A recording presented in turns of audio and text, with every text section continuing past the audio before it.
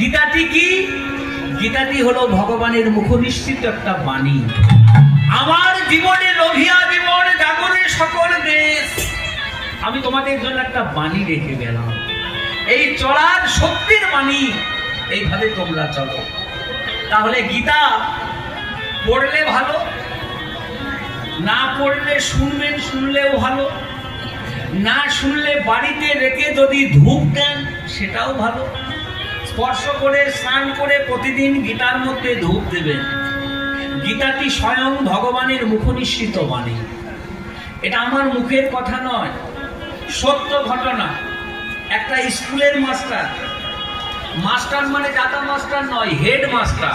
চিন্তা করুন, যে গাছে বেশি ফল হয় আস্তে আস্তে সেই গাছটা কি করে ডালটা নিয়ে যায়, আর একটা দুটো ফল থাকলে ডালটা সোজা হয়ে যায়।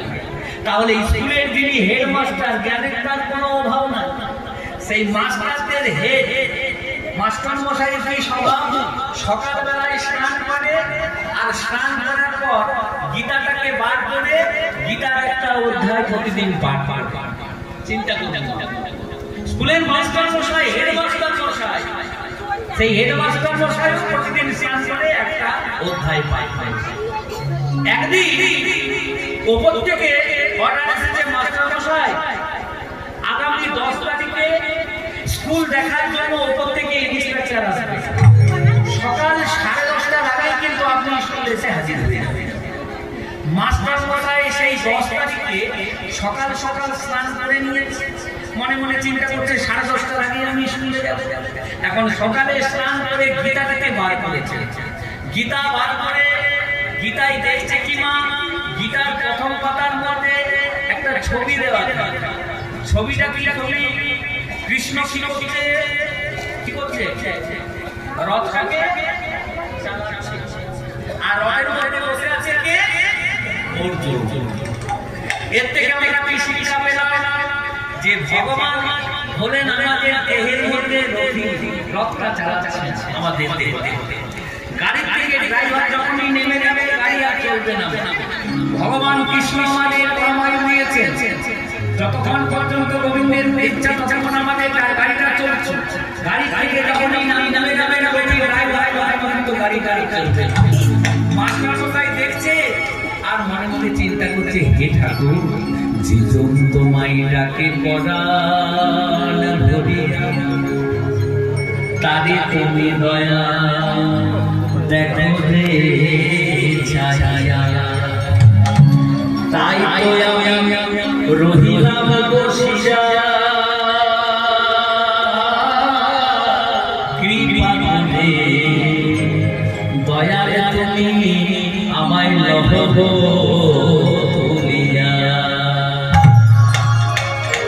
চোখের জলে জলে ভাষা বলছে, প্রভু আমি তোমার গীতা পাঠ করে বুঝেছি যে প্রত্যেকটি তোমাকে যে স্মরণ করে দেহ মন প্রাণ তোমার চরণে দিয়ে দিয়েছে, সেই ভক্তির কাছে তুমি চিরঋণী হয়ে গেলে।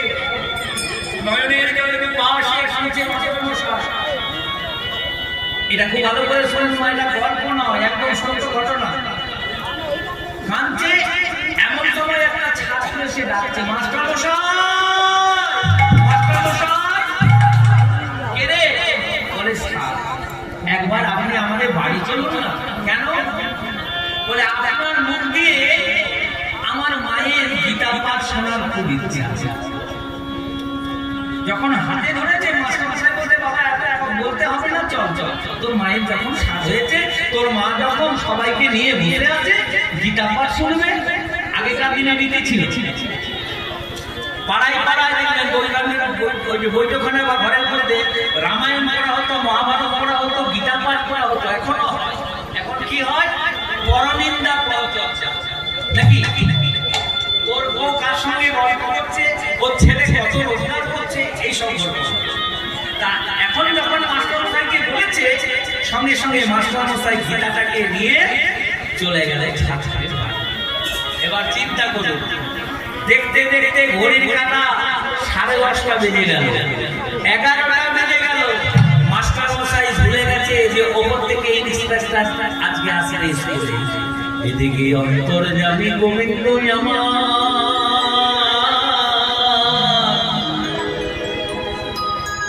মনে মনে চিন্তা করছেন, আজ আমার ভক্ত আমার নাম গানে মগ্ন হয়ে আছে, ভক্তের মানে আমাকে রাখতে একদম সত্য ঘটনা। ভগবান কি করলেন? নকল হেডমাস্টার ধরেছে, ধুতি পরেছে, পাঞ্জাবি পরেছে, চোখে চশমা দিয়েছে, আর ইন্সপেক্টর আসার আগে হেডমাস্টারের ঘরটা খুলে পায়ের উপর পাটা দিয়ে পাটাকে নাচাচ্ছে যেন কতদিনের হেডমাস্টার। চিন্তা করতে যেই না ওপর থেকে ইন্সপেক্টরের জিপটা দাঁড় করিয়েছে, সঙ্গে সঙ্গে হেডমাস্টার মানে স্বয়ং গোবিন্দ হাত জোর করছে, আছে ভেতরে আছে। চিন্তা করছেন মা, যে চরণে ভোলানাথ আমার শরণ নেয়, যে চরণে ব্রহ্মা শরণ নেয়, সেই আমার ভক্তের জন্য হাত জোর করে ডাকছে। আসুন ভেতরে আসুন, ভেতরে নিয়ে গেল। ইন্সপেক্টরকে বসতে দিয়েছে, জিজ্ঞাসা করছে স্যার কোনো কষ্ট হয়নি তো? বলে না। তাহলে একটু চা করে দেবো? ইন্সপেক্টর বলছে হলে ভালো হবে। নিজের হাতে স্টোভ জ্বালিয়েছে, গরম গরম চা করে কাপের মধ্যে প্লেটে দিয়েছে। ইন্সপেক্টর মুখে নিয়েছে, জিজ্ঞাসা করছে স্বাদ কেমন হয়েছে? হেডমাস্টার চা করে দিয়েছে ভগবান। ইন্সপেক্টর মুখে নিয়ে বলছে এমন চা আমি বাপের জন্য খাই। কি করে খাই? যে ভগবানের নিমিত্তে আমরা ফল নিবেদন করি, যে ভগবানের নিমিত্তে আমরা ফুল নিবেদন করি, সেই ভগবানের প্রসাদ যদি অমৃতের মতো হয়ে যায়, স্বয়ং ভগবান যদি নিজের হাতে কোনো জিনিস তৈরি করে দেয়, সেই চা নয় মা, সেই চা যেন অমৃতের সমান। তাই চা খাওয়া হয়ে গেছে।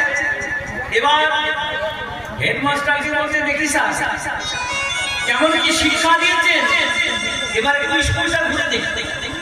ক্লাস 5 এর ছেলেকে এই যে প্রশ্ন জিজ্ঞাসা করছে, সঙ্গে সঙ্গে হাতে করে উত্তর দিয়ে দিচ্ছে। কেমন দেবেন না মা? যে স্কুলের হেডমাস্টার স্বয়ং ভগবান আমার দাঁড়িয়ে আছে, সেই স্কুলে কেউ কি মূর্খ থাকতে পারে? কিবা শিক্ষা দিয়ে ভগবান আমার সবাইকে দিয়ে দিয়েছে। ইন্সপেক্টর বলছে 50টা স্কুল বললাম, কিন্তু এমন শিক্ষা কোনো মাস্টার দেয়নি। আপনার নামটা কিন্তু আমি বোর্ডে জানিয়ে দিয়ে স্বয়ং যিনি বোর্ডের মালিক জানিয়ে আছেন, বলে কি না আর কথা দিয়ে বোর্ডে আমি জানিয়ে দেব। স্কুল লেখা হয়ে গেল। এবার ইন্সপেক্টর জিপের মধ্যে একটা মান রেখেছে, ড্রাইভারকে বলছে এবারে হলে চল। আর ওদিকে আসল যে হেডমাস্টার দেখছে 11,000 টাকা দিয়ে গেছে, বলছে বৌদি আজ আমার চাকরি চলে গেল গো। কেন? ওপর থেকে ইন্সপেক্টর আসলে আমি তো ভুলে গিয়েছি। গ্রামের মধ্যে সঙ্গে সঙ্গে ঘরকি থেকে ধুতি পাঞ্জাবি দাও, ধুতি পাঞ্জাবি দাও করে ছুটতে ছুটতে আসছে। আর গোবিন্দ আমার দেখছে আসল যখন এসে নকলে আয় আয় আয় আয় অন্তর ধ্যান হয়ে গেল। আর হেডমাস্টার ছুটতে ছুটতে এসে ইন্সপেক্টরের পাটাকে ধরিয়ে দিল। হচ্ছে আশাটা ছিল 10:30, 11:30 বেজে গেল, আপনার চাকরিটা আমার হাতে। ইন্সপেক্টর বলছে আপনি আসেন না? বলে না স্যার আমি আসতে পারি। বলে তাহলে কে আমায় হাত ধরে করে ক্লাসে নিয়ে গেল? আপনার নামে নিয়ে গিয়ে আমার সাহস ফেলালো। বলো স্যার আপনি ভবিষ্যৎ করবেন না, আমি আসতে পারি। স্কুলে হেডমাস্টার যখন নিজের ঘরে ঢুকেছেন, চন্দ্র আর খুশিতে ভরে আছে সেই গঙ্গ। সঙ্গে সঙ্গে আচার্য বললেন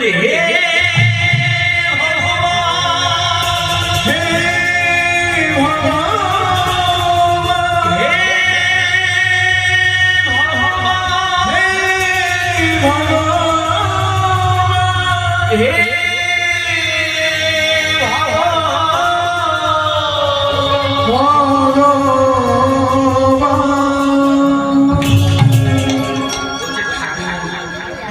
সময় মতো আমি আসতে পারিনি,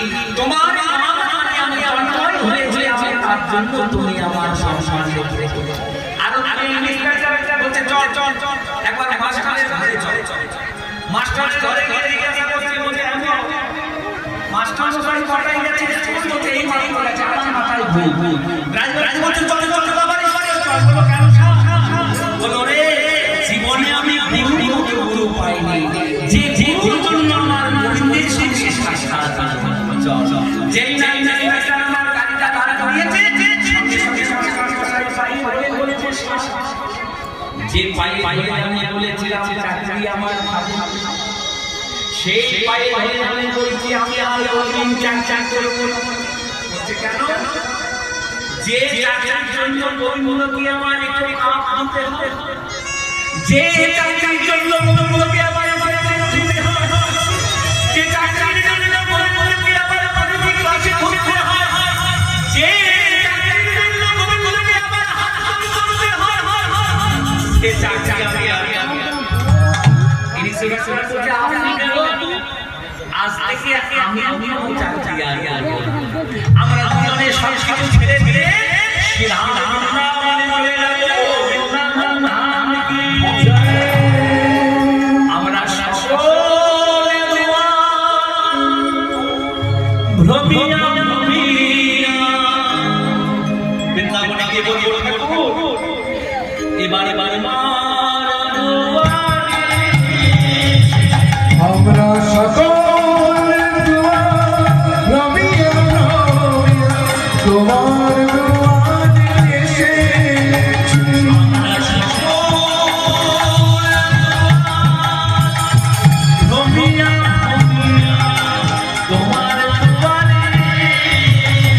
আমরা সকল দুয়ার ঘুমিয়া ঘুমিয়া তোমার দুয়ারে এসেছি।